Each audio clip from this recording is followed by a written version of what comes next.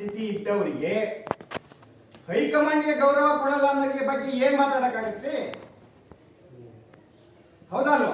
ನಾವು ಹೈಕಮಾಂಡ್ ಅವ್ರು ಏನ್ ಹೇಳಿದ್ರೆ ನಾವು ಕೇಳ್ತೀವಿ. ಈ ಗೌರವ ಇಟ್ಕೊಂಡಿರೋ ಪಕ್ಷದ ಬಗ್ಗೆ ನಾವೇನು ಗುಲಾಮ್ರಲ್ಲ ಹೈಕಮಾಂಡ್ಗೆ ಅಂತ ಹೇಳೋದಾದ್ರೆ ಅವ್ರ ಬಗ್ಗೆ ನಾವೇನು ರಿಯಾಕ್ಷನ್ ಮಾಡಕ್ಕಾಗತ್ತೆ? ಹೈಕಮಾಂಡ್ಗೆ ಕೇರ್ ಮಾಡಲ್ಲ ಅಂದ್ರೆ ಶಿವರಾಮ ಯಾರೇ? ಹೌದಲ್ವ?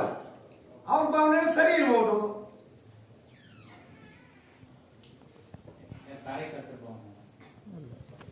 ಅಲ್ಲ ನೀವು ಹೇಳಿದ್ರಲ್ಲ ಅವ್ರಿಗೆ ಹೇಳಲೇ ಇಲ್ಲ ಉತ್ತರ.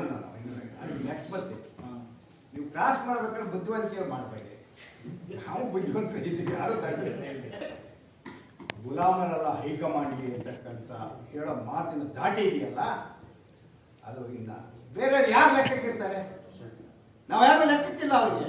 ಅವ್ರು ಏಕವಚನನಾರು ಬಳಸ್ಬೋದು, ಬಹುವಚನನಾರು ಬಳಸ್ಬೋದು.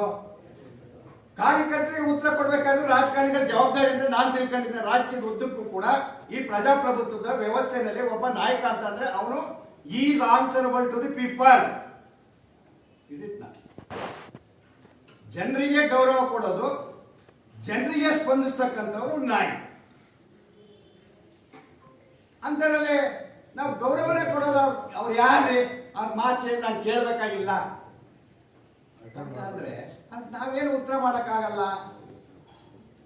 ಅದಕ್ಕೆ ಒಂದು ವೀಕ್ನೆಸ್ ಇರಬೇಕು ಹೈಕಮಾಂಡ್. ಇಲ್ಲ ಅವರು ಹಿಡಿತಾ ಇವ್ರ ಕೈಲಿರೋದು ಆರೋಪ ಮಾಡೋಕೆ ಟೀಕೆ ಮಾಡೋಕೆ ಒಂದು ಅವ್ರದ್ದು ಹಿಡಿತಾ ಏನೋ ವೀಕ್ನೆಸ್ ಇರಬೇಕು. ಇಲ್ಲ ಹೈಕಮಾಂಡ್ ಕಂಟ್ರೋಲ್ ಇಲ್ಲ ಅಂತ ಏನು ನೋಡ್ತಾರೆ? ಈಗ ಹೈಕಮಾಂಡ್ಗೆ ಚಾಲೆಂಜ್ ಮಾಡ್ತಾರೆ ಅಂತಂದ್ರೆ ಹೈಕಮಾಂಡ್ ಯಾಕೆ ಇರಬೇಕು?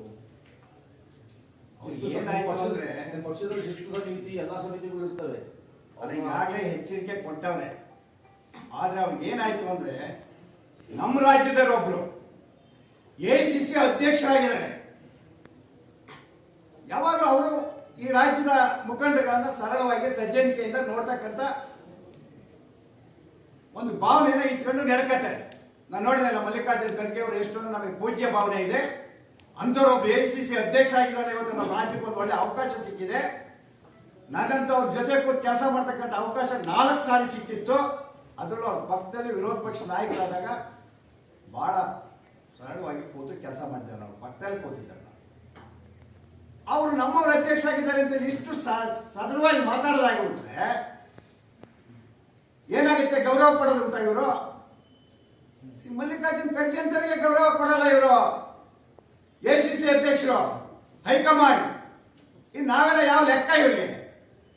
ಹೌದಲ್ವ? ಎಂತ ಭಾವನೆ ಇದೆ ಅನ್ನೋದನ್ನ ಜನರು ಅರ್ಥ ಮಾಡ್ಕೋಬೇಕು, ಜನಸಾಮಾನ್ಯರು ಅರ್ಥ ಮಾಡ್ಕೋಬೇಕು, ಪಕ್ಷದ ವರಿಷ್ಠರು ಅರ್ಥ ಮಾಡ್ಕೋಬೇಕು ಅನ್ನೋದೇ ನನ್ನ ಭಾವನೆ. ಸರಿಗ